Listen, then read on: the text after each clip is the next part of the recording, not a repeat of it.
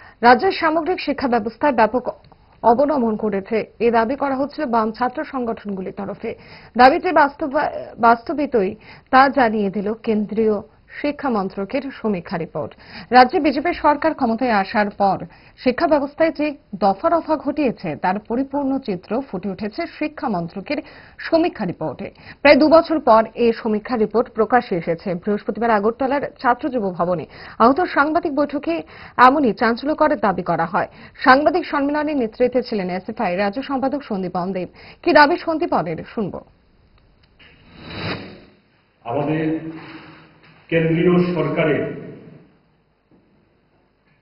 শিক্ষা মন্ত্রক এবং বিদ্যালয় শিক্ষা দপ্তর এবং সাক্ষরতা সংক্রান্ত যে দপ্তর রয়েছে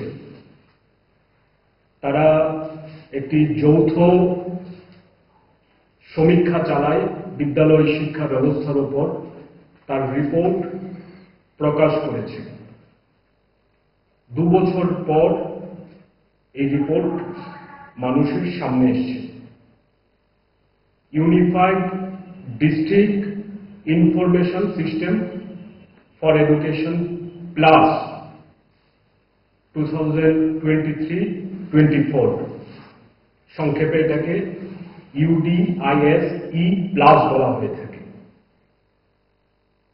এর মধ্যে দিয়ে যে তথ্যগুলি উঠে এসছে তাতে আমাদের রাজ্যের বিদ্যালয় শিক্ষা দপ্তরের ব্যর্থতা এবং বিদ্যালয় শিক্ষার যে অবনমন ঘটছে তার সম্পূর্ণ চিত্র